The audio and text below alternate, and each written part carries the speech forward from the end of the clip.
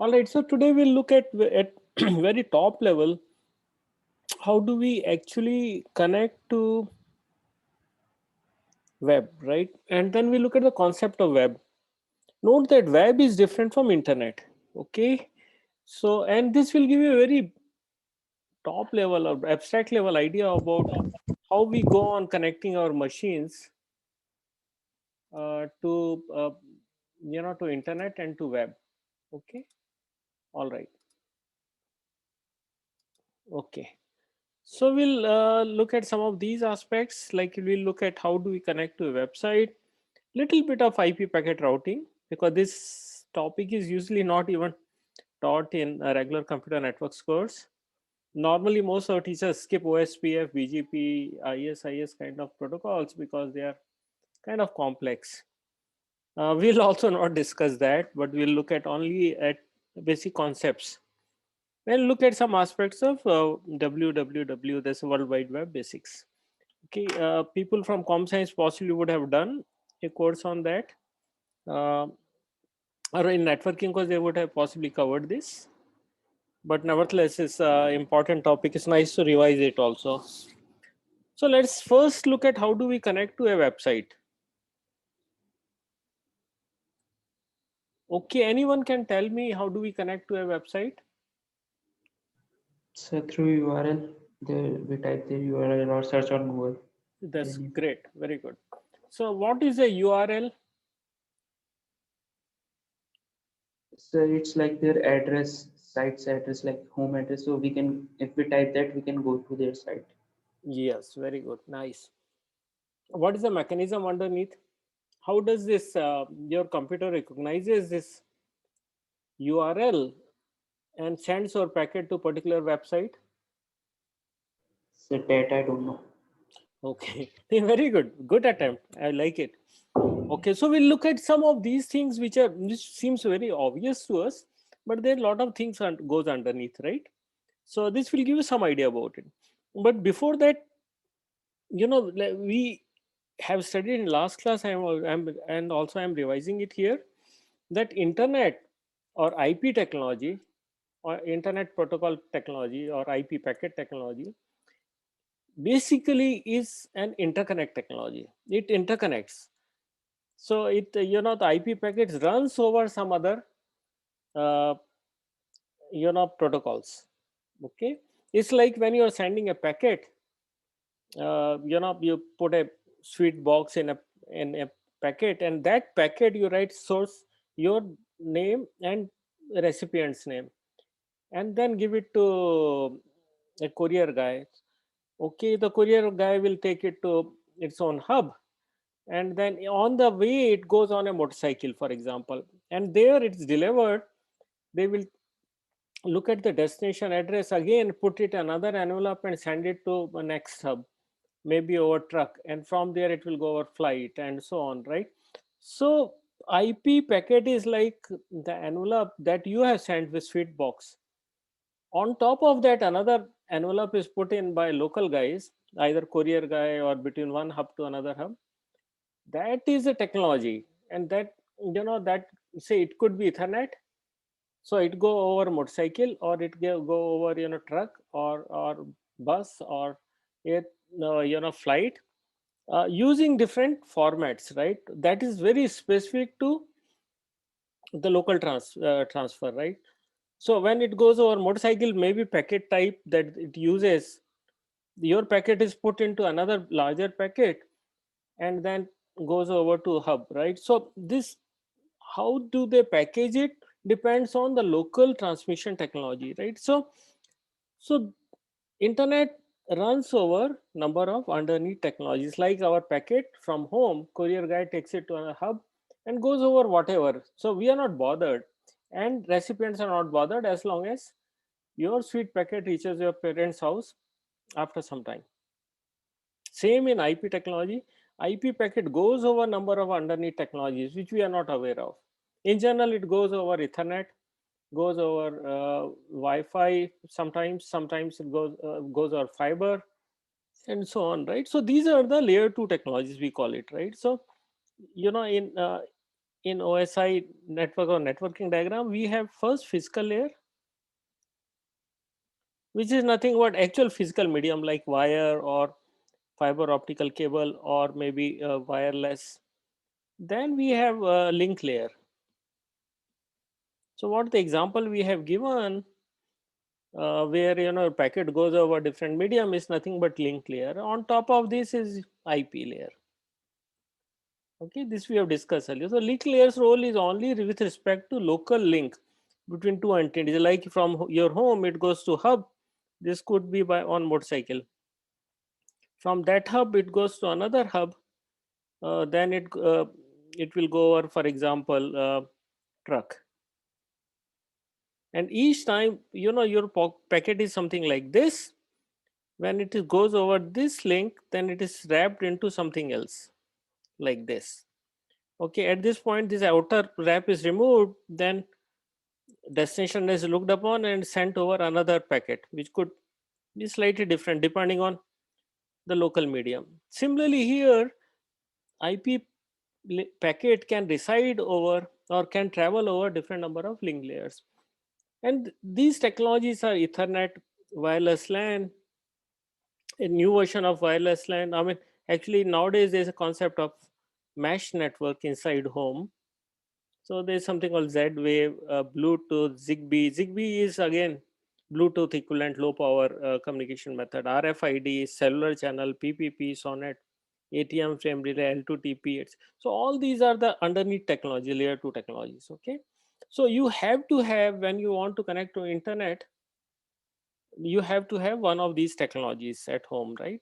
So this is, aim is to connect to a server over internet or cloud, let's say internet. Okay, and you're connecting it through, if you're connecting it through laptop, you can do it either Wi-Fi or you can do it over Ethernet at home. Okay, or if you have mobile device, or yeah, then you can connect it either over cellular channel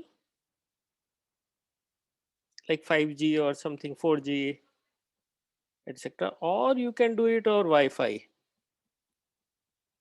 Yeah, these are the normally two methods you use, right? So at home, very often what we do is that we connect using Wi-Fi router. Is becoming very popular, even in office environments, because people don't want to put, spend a lot of money on cabling.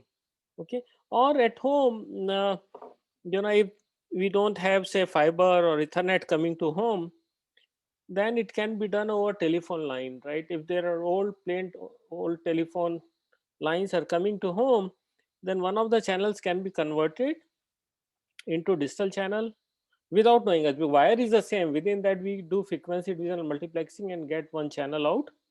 And that technology is called ADSL technology, DSL or ADSL technology, asynchronous digital subscribers loop, right? So this is a method that's used. Okay. Now let's look at one by one, right? So this is one method to connect your laptop. This is second method, that using ADSL modem. Okay, or we can do it directly connect using 3G or 4G data connection. So we have 3G, 4G wavelengths available. When your mobile is connected, then we can use that data channel to send IP packets. Okay, all right. Okay, so let's look at, this is very abstract level, top level, right? Let's see what goes inside, even in a connection. So ultimately, we have zeros and ones that are transmitted. Okay. So what is really needed? First thing that is needed is that in order to send some data to somebody, in order to send a IP packet to someone, you need one address, and that address is to be. It's the same as, you are sending something, a letter, for example, to your friend in New York. So first, the most important thing that is needed is unique address. Until address is there, packet cannot travel. Okay. I mean, nobody know. I mean, if you write, person's name alone and say New York, it will not reach. You will have to write exactly the street, the house number, or whatever. So that address is unique. Until that uniqueness is there, no article can be sent from one point to another point. Same in internet. Every point that to which you can communicate, or a machine can communicate, has to have a unique IP address. Sir, Uh, sorry to interrupt in between. So there is one question that this IP address we are talking, it is associated with the device or the connection that particularly is assigned to us. So every device, Okay, actually okay. every network interface, that is very technically correct. But let's, for example, you assume that there is only one connection with a device. Mhm. Every device, or a network card associated with device in some sense, or network interface connected with the device, has one unique IP address. Okay. Okay, only then two machines can communicate. Okay, and then right now we are using okay, so this is the condition. For example, a very unique postal address of the receiver, similarly very unique IP address of the receiver. So internet too needs very uniquely defined addresses. Each sending and receiving machine must have unique IP address. Okay, and so we are using either IP version 4, which when internet started in university, they thought 32 bits are good enough, because they never thought internet will become so popular. So essentially 2 raised power 32 addresses are there, and out of which many addresses are given to some organization. So 2 raised power 32 addresses are usually not enough.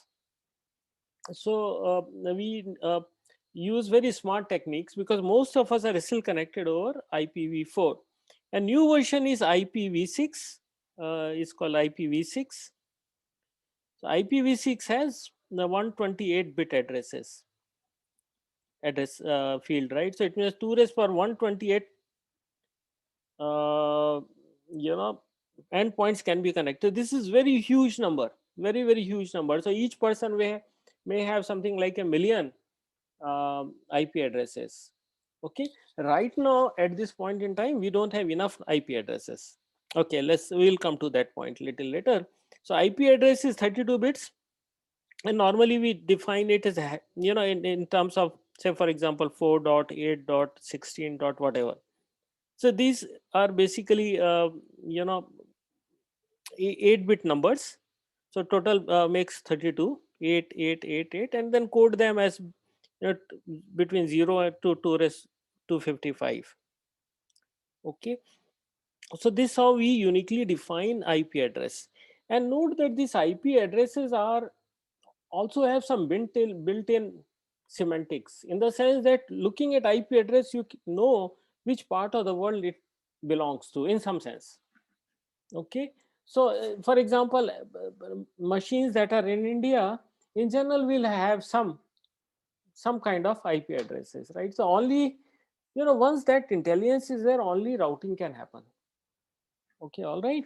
Any question up to this point? Sir, is the IP address unique? Sir, Yeah, Hello? Yes, sir. Sir, that does it change every time we connect to the router, or like yeah. So does it we change? will come to that. We will come to that, right? Okay, in IPv6, like for example, if you have geo connection, okay, then they provide IPv6, and these are large enough, right, numbers. So normally number does not change. Okay, normally does not change, but nobody gives you permanent IP address until you buy it, right? But in general, we can, to answer your question, this IP address at this moment IPv4 are temporarily given. We'll come to that point in few minutes. Okay, sir. So next thing is that your machine needs to have IP address, and okay, only then other machines can communicate with you. For example, when you boot up your machine, you must get IP address. Otherwise, you will not get emails and many other things, right? The question is that who provides this IP address? Do you select it by yourself, or laptop has some algorithm and selects it by itself? No, this has to be unique. Okay, it means that it must be provided by somebody. Okay, so this format already we have seen. So this must be provided by somebody. Okay, we never do type these numbers, automatically is given to us, right? The question is who gives it to us, and it has to be unique. So there is a protocol called DHCP, Dynamic Host Control Protocol, which provides us IP addresses to the router or device. Okay, for example, you are connected your device through a router, home router, that as soon as router boots up from switch off to switch on condition, it gets one IP address from the server to which is connected to. Is called DHCP server, usually is with service providers. Okay, so service provider like Airtel or Jio will give an IP address to a router. Okay, uh, okay, so ISPs or internet service provider like Airtel etc. run DHCP protocol, and your router also runs DHCP protocol as a part of exchange, because both machines need to use the same protocol. Only then they can communicate with each other using this Hello, protocol. sir. I have a doubt here. Yeah. So, is there any governing body which like gives the like IP address to servers? Like, what's Yeah, stopping the yeah. IP providers from using the same IP address? No, so there's a whole governing body, central body, that controls internet's lot of parameters, including who gets IP addresses. For example, when ISP is formed like Geo or whatever, they are given certain set of IP addresses. Okay, Okay, and sir. then they internally give it to their clients. So there is a whole mechanism such that there is no duplication. Okay, and there is a lot of nowadays shortage of IP address, so IPv4. Okay, because these are all these things were designed with 32-bit, and 32-bit is just too small. Number of devices that are number of people and devices that are using internet is grown up. So now smart mechanisms are there to use it. But in general, just think of your router gets an IP address from Like, ISP, and when router is not working, when you are not working, or router is off, IP address, that IP address given to you is released back. So you get it always. Your router gets it always on lease, and lease expires after some time, and your router does not refresh it. You don't get. When router then again router has to make a fresh request. Suppose if there is a boot up or power failure, and then it gets new IP address. Okay, so IP address in IPv4 in general, until unless your device is given permanently one IP address. Okay, like many corporates have one permanent IP address. But in general, for a subscriber, IP address is given on lease. Okay, so like, using but the what happens if two systems get mistakenly get the same IP address? two How does system the two system cannot get the same IP address, because IP address, see, the ISP like Airtel, for example, in my case, has a pool of addresses, and when my router requests that, it gives me one IP address on lease. Now, since it has given me some IP address, obviously the is ISP responsible not to give same IP address to some other machine or some other person, right, or some other router. okay, So sir. it's a responsibility of ISP to give you these numbers. Okay, and they take care of it. Otherwise, there is always IP number conflict. See, there is a way that you can manually set your IP in lab environment. You can set IP address, and in fact, your machine also you can hard code it. But if you use somebody else's IP address, you can cause conflict, right? And this is one kind of security threat that can happen. You can pose as somebody else. Okay, so we'll not discuss that nowadays. Of course, we use IPv6 is becoming popular, and we use 128-bit address. Okay, so your router receives IP address from ISP for lease period. Okay, Now your router has received it. Now from your router, there are number of devices connected, right? Like Wi-Fi routers at my home has about 15 devices connected. My iPad, my laptop, other family members' laptop and iPad and all that, right? Or a mobile phone. So I have at least 4 devices connected right now. And similarly, so there are 14, 15 devices that are connected, but I got only one IP address in the router. How do I manage it? Okay, so there is a protocol called NAT, network address translation. So for example, you have always you got one IP address, say 10.20.30.40, and there are 10 different devices here. Okay, so this guy can locally give local IP address. Okay, so for example, x dot y dot z dot w for some numbers, right, and so on. So it knows, and there is some apart from that. So what happens is that when you send a message, sorry, when this guy internally gives you this address, and when you send this some message to some outside device, it knows that it's coming from you. Okay, and then it uses its own address with some extension number, which we call it port number. Say for example, it's coming from, say, first node, so it will say extension 1, port number 1. So it comes from second, it will use, when it sends a packet out, it will use its own IP address and say extension 2, or port number 2, and so on, right? So end device, some other device, for example, will only see that packets are coming from 10.20.30.40 and then port number 1, and it responds back to same address with port number, and then this device converts them into internal IP address. This is how one IP address is shared among number of, for example, you have multiple hostels in IIT.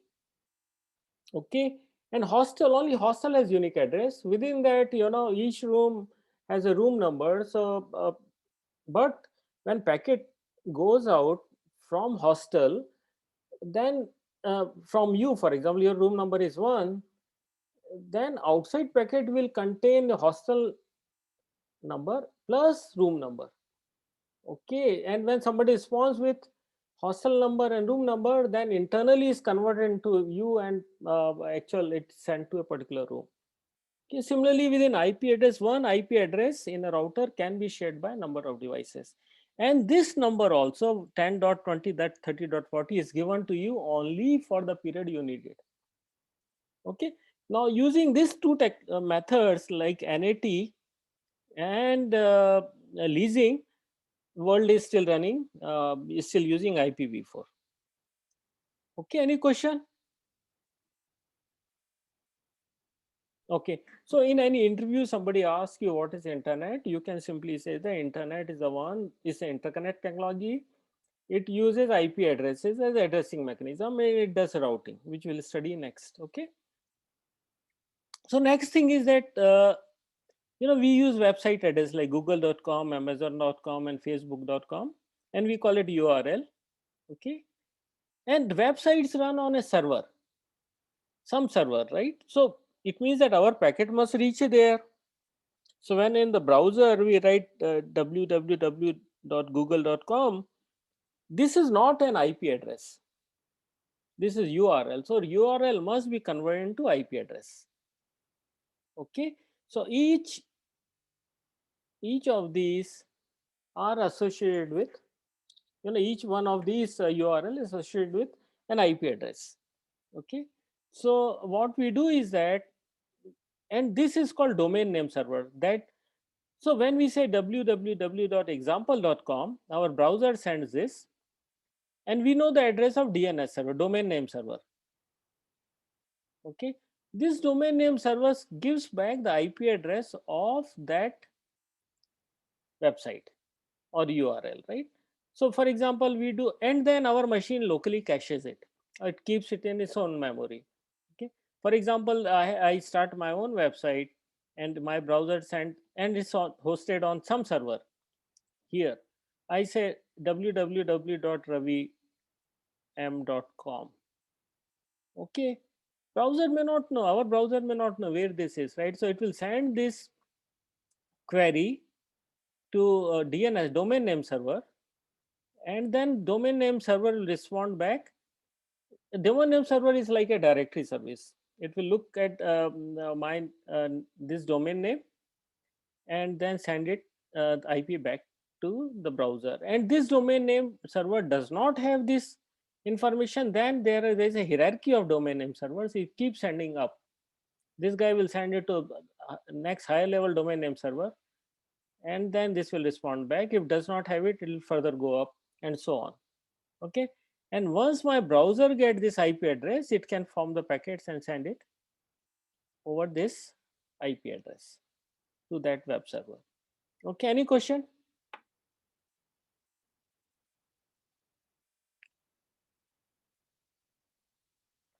So the question, so basically domain name or URL that you use gets converted into IP address, and then IP packets are sent.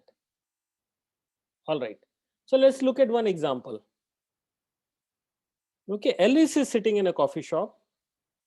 Okay, she just reached there, open her laptop, and she was earlier maybe possibly at home.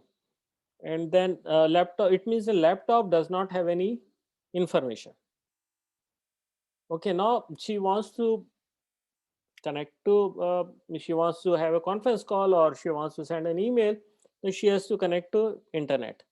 Okay, first thing she does is that her laptop searches for a Wi-Fi network.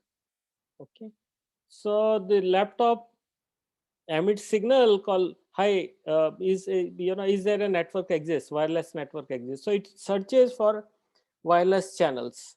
Okay, okay, at the same time coffee shop also has a Wi-Fi router, so it emits continuously signal, look I exist, look I exist, right? So something like this. Okay, and if there's no password required or Alice has been given a password, okay, then laptop joins the network. Okay, it means that now, like when you go to airport and then look for channel and you get channel and then you connect to that. Mostly in most airports it's a free, I mean, or sometimes you may require password, but you go to cafe, coffee shop and many other places, then is kind of channels are available for free which you can connect to. But when you connect to this one at so now your Wi-Fi is connecting, wireless channel is connected to wireless channels here, and then there is a cryptographic exchange. It means that you encrypt your data between these 2 points. Okay, so that nobody else can listen, because whenever we transmit over air, it's always encrypted for security. Okay, so that's it. So now you are connected. Now look, this connected at link layer. Okay, a lower layer. Okay, now next thing is that you want your IP address. Okay, so now in order to get IP address, it says that can you send me configuration parameters. Now these configuration parameters are IP address and few other things. Okay, so it sends a message that I need IP address. Okay, and then one of either this one or somebody else must respond back. So now this laptop needs IP address and other parameters, right? So this information is said, please send me configuration parameters. And then there is a server which is called DHCP server, which is connected to this one. Okay, that's a Wi-Fi router. So the message goes to this server, okay, through this, of course, Wi-Fi router, and then this guy responds back. Okay, here is your configuration. Okay, so configuration will give you certain things like it will give IP address, temporary IP address on lease. Okay, it will also give gateway address of the gateway. from where the packets next time the packets have got to go through that gateway to outside world. Okay. And it gives also the address of DNS server, such that if she has any she wants to connect to say Google or some other website, then she can get IP address of that destination. Okay, so these three information are given to Alice's laptop. Any question up to this point?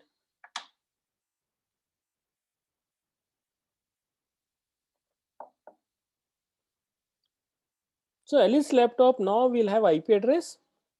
Alice laptop will also have DNS server address, IP address of DNS server, domain name server, such that if she has to connect to website, some website, then she will get IP address of that website. And thirdly, it also, this laptop needs to know that which node I must send underneath packets,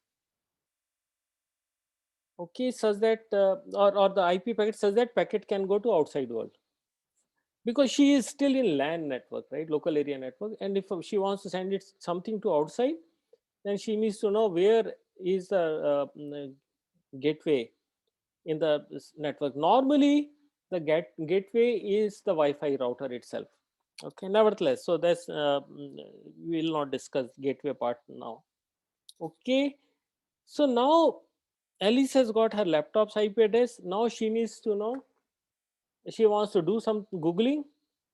Okay, so she wants to know the IP address of the Google or google.com, right?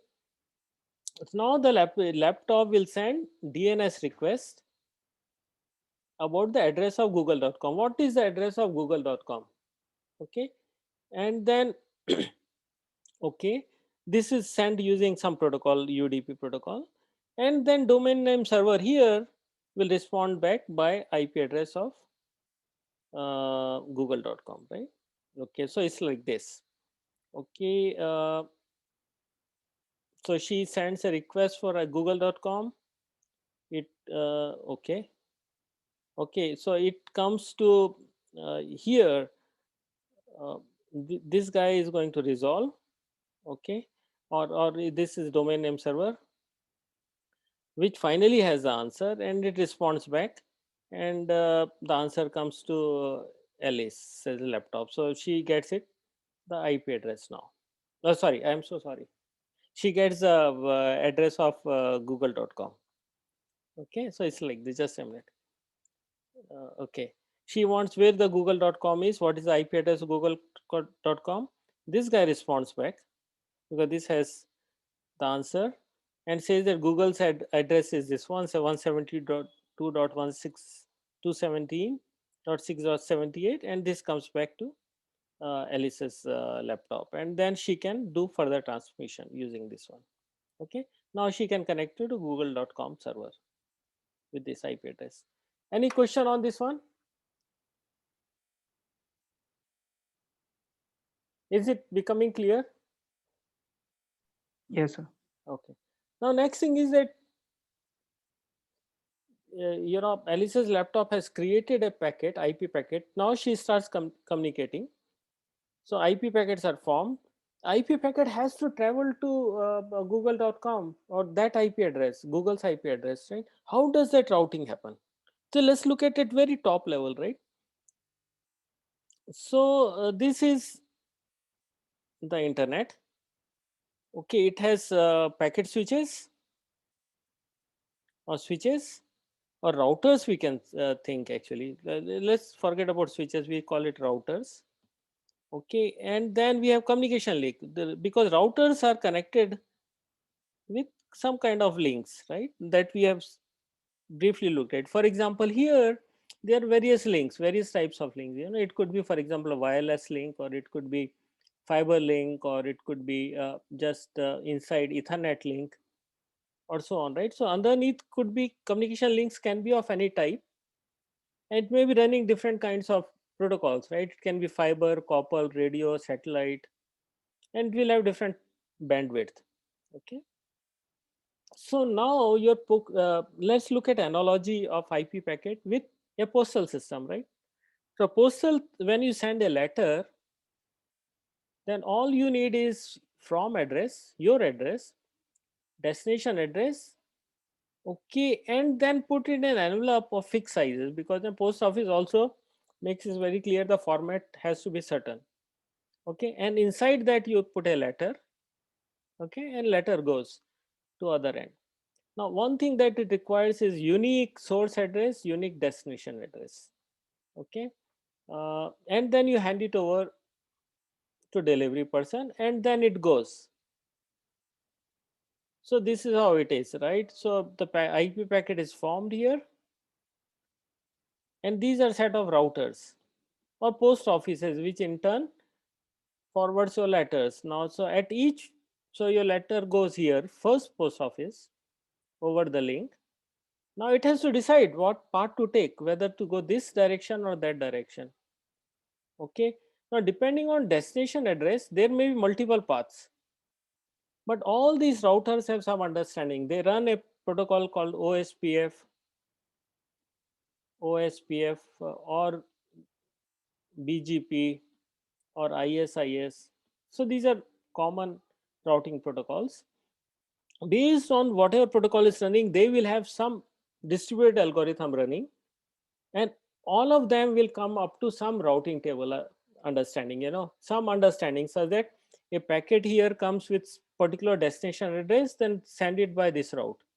For example, when it packet comes here, again destination address looked at, and it will look at its own routing table that will decide, okay, send it through this path based on some exchange of information. Okay, so it means that, for example, earlier this path was used, something becomes faulty, then this understanding will change among all these routers, and the packet will start going through other route, okay, other link. Okay, so this is how packet routing happens. So each node or each router here must have some routing table, okay, and it will say that if destination address in certain address range, then send into a particular link. For example, if you are sending a letter from IIT Goa to IIT Delhi, okay, then it will go on particular link. And if it is going to IIT Madras, then it has to go to another link. So this understanding is there in the each node, and that is a form of a table. Okay, when IP address in certain range, send it to particular link, and so on. So this packet, for example, that's here, looking at the destination IP address, decision is made where to send it to, which link to send it to, right? When this packet comes here, again it will look at destination address and decide which link to send it to. So this thing is called, this decision making is called routing algorithm. Okay. Now note that this is very distributed algorithm. Okay. So if you have 100 packet to send, application has say 100 packets to send, there's a possibility that all of them will go on the same path. But if the understanding changes before 100 packets transmitted, then there's a possibility that the packet may go through different route, but ultimately reach to the end. And the responsibility of the end node then to rearrange it if it wants to, otherwise do something with it. Okay. The IP transmission or IP packet transmission internally cannot guarantee that all packets will follow same path or they will reach one after other. Like, your 100 students are going from hostel and they are only given some understanding to reach to some beach in South Goa, and they may follow a different path. In between, of course, there will be people to tell you what direction to go to.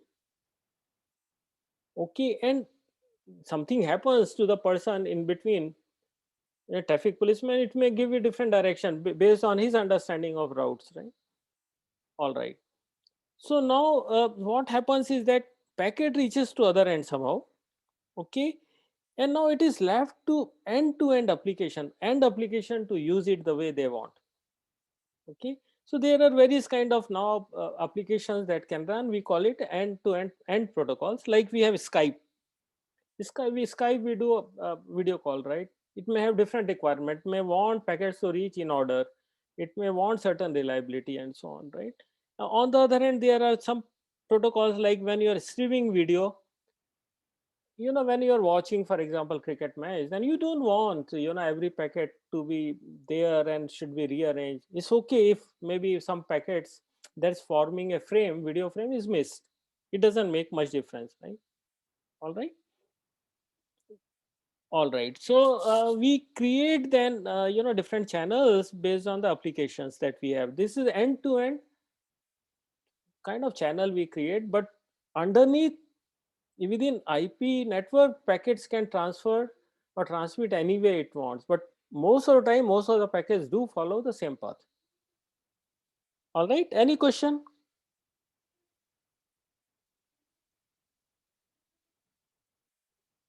Are you able to understand this concept? Yes, sir. All right, so let's move then. Now, with this knowledge, we can have thousands of applications, because every application will have own, uh, you know, semantics and syntax, मतलब their own grammar on the way to interpret the message that are coming, right? So we can host any one of these. Fine. We all know that. And some of the most popular ones are web, remote login, so file transfer. So I'm sorry, these were the earlier ones that use IP,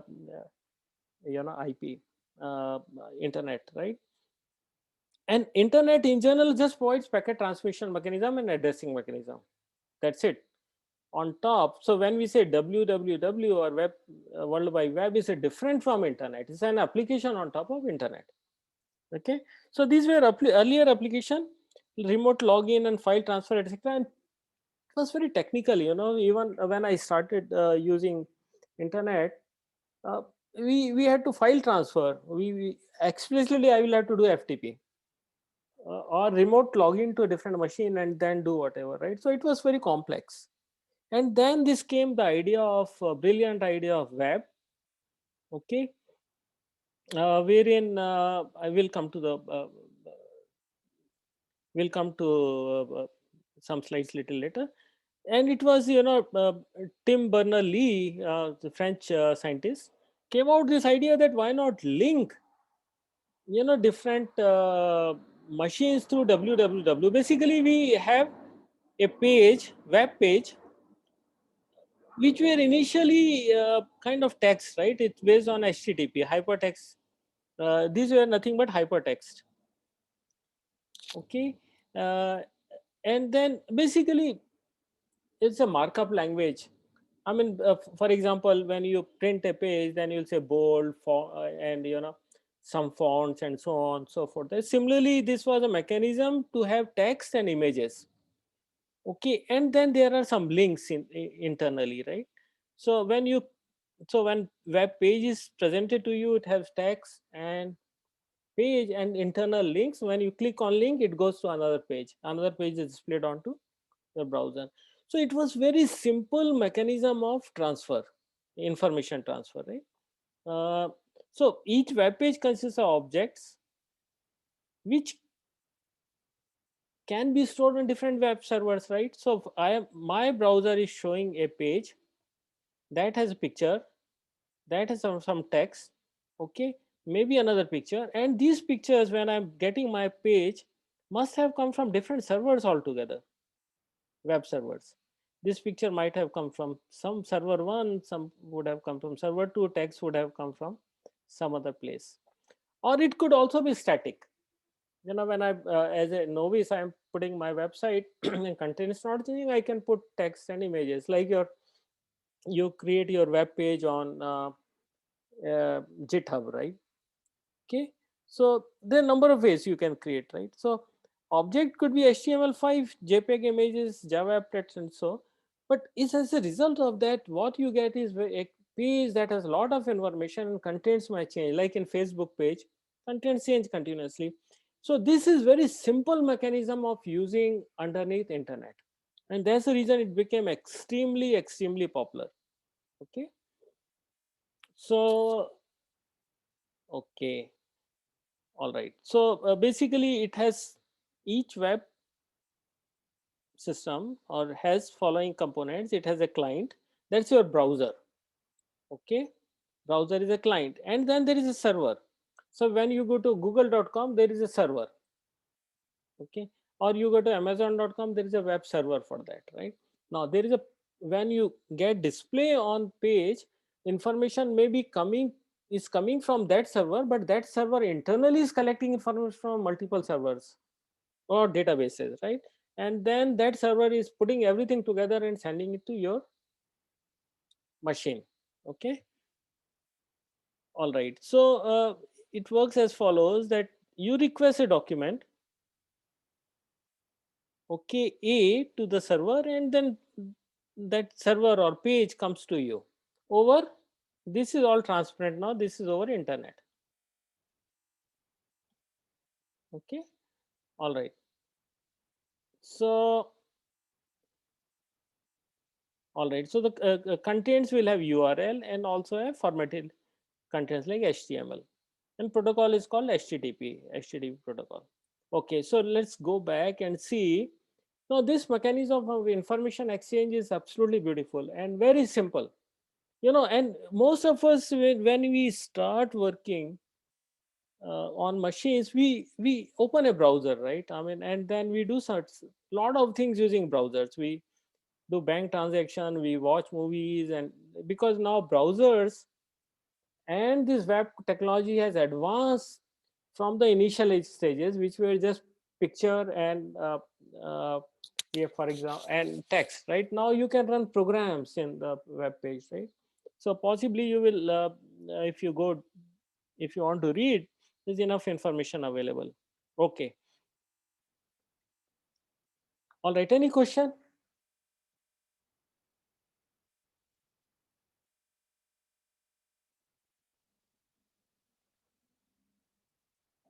Okay, so now how is it now the www or web, world wide web, helping us in digital transformation? Okay, notice that we, an individual, when we want to do transactions with outside world, we often use web. Say for example, uh, today I have ordered some grocery over amazon.com. Amazon.com fresh, I went and ordered some grocery. It's a web that I am using. Okay, I may want to connect to my bank, HDFC Bank. Then I open a browser, type the HDFC Bank's URL, and then it shows me a page. I put my credentials, user ID, a password. I get into a page that's displaying my account information. Then I do transfer, fund transfer, or do something, some other transactions, right? So then again, web is coming into picture. No, so web is now a platform or a tool to exchange information, and is presented to you in the format you want. For example, on laptop the format is different than in mobile, the format is different, and so on. And then you can also do a lot of computation now on it, because a lot of computing and programmability is there in the in the web. Okay, so you can get it into any device, and this is very important digital asset for any organization, because this is the first point of contact, in most of the cases the first point of contact with the organization. You know, for example, I may want to open an account in new bank. What do I do first? I you know, instead of calling a person and asking a lot of questions, I go to the website and try to find out about it. Okay, now if I go to a website which is absolutely bad, then I may not want to open an account there, because it gives you first impression. Okay, if you suppose I want to open an account in say XYZ bank, and website hangs, okay, and I don't know where to get information, then after some time I will think, look, the bank cannot create a good website, then their services will be equally bad. So note that website of an organization is very important digital asset. Okay, and as number of mobile, you know, internet and mobile are very closely linked, right? Internet popularity also happened because of mobile, and mobile has become popular because of internet is there available there, right? So it's totally interdependent. Now internet is available on mobile, and we can run browser in that and can do any transaction that from anywhere in the world. Okay. So webs so this is website becomes very vital now. So website must meet the current business needs of the organization and also future business needs. When we are designing website, we have to make sure that it's a scalable and it should be futuristic. Okay. All right. Any question?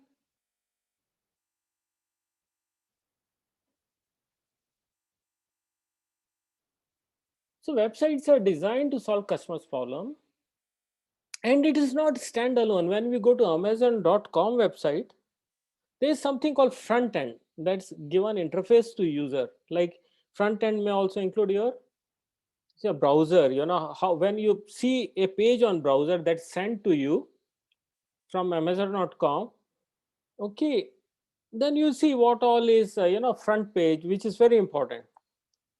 So you can buy something or you can browse what are all available if they're discount and so on. But at this information is provided to you, and the transaction that you're going to make is done largely by backend systems. Okay, so these backend systems are nothing but servers. They, in order to do one transaction for you on Amazon, there may be 10 servers that are used in backend. There is server side programming or logic. Then there are a number of applications that run. Then there are number of databases. For example, when I log in, then my all information about me should come. How much money do I have in the account, and where is my address, and so on, right? It will also have storage or memory. uh, okay, some CRM component, customer to help customers.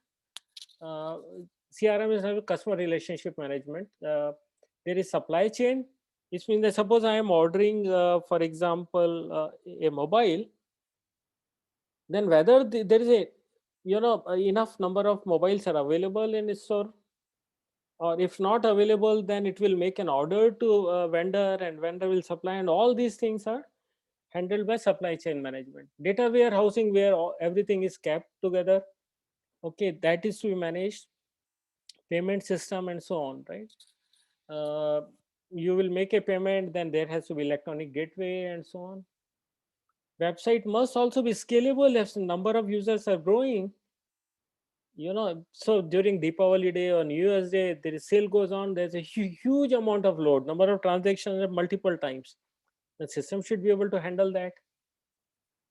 Also, this whole system of web should have high availability. It means that Amazon.com is a down for 1 hour, then they will lost millions of dollars. Okay, so that's not acceptable. It's not revenue loss, but also customers will get annoyed.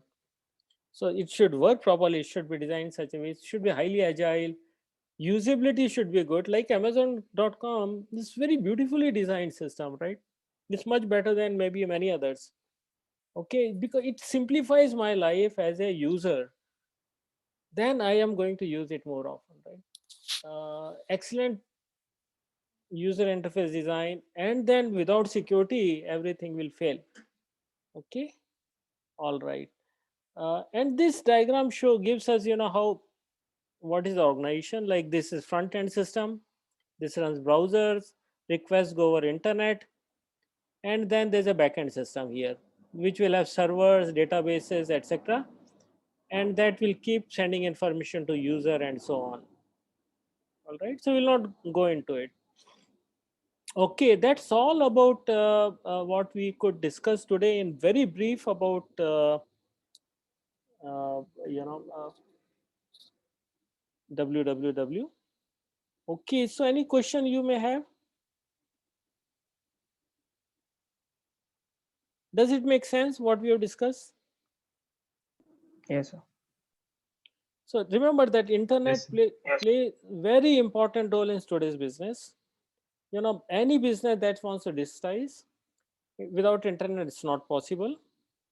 Okay, internet runs over number of link technologies, which internet users don't bother once connection is there, whether it's a DSL or ATM, frame relay, Ethernet, Wi-Fi, cellular. Okay, these are all underneath. And in order to communicate with other endpoint, it needs an IP address, and there has to be packet exchanges, IP packet exchanges, which happens over routers. And these routers internally run a routing algorithm for packet transfer, such that packet from source reaches destination. These are called OSPF and BGP. Okay. For any machine, if IP address is not permanent, then IP address is given on lease. That is done using DHCP server. Okay. And then once we are connected, in order to communicate to some website, we need that website's address. That website address is given by domain name server, DNS server, right? And then we have seen that website of a business plays very critical role in digital transformation. All right. Okay, so that's all about today's lecture. Any question, please feel free to ask.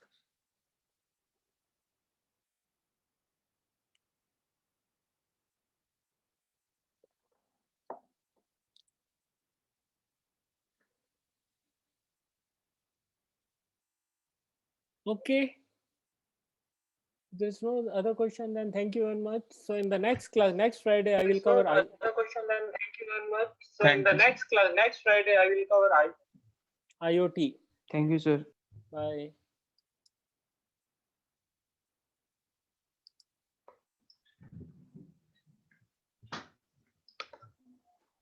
Thank you, sir. Thank you. Bye bye.